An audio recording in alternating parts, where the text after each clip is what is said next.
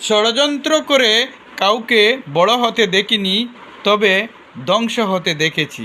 অন্যকে ছোট করে কাউকে বড় হতে দেখিনি, তবে ঘৃণিত হতে দেখেছি।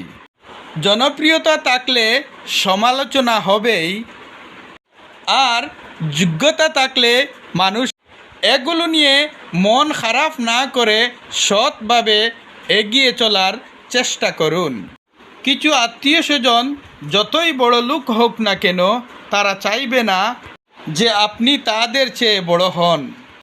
এই পৃথিবীতে কখনো কাউকে জোর কাটানো উচিত নয়, কারণ যাকে তুমি সবচেয়ে নিজের ভাববে, সময় আসলে সেই বুঝিয়ে দিবে তুমি তার কাছে কতটা পর।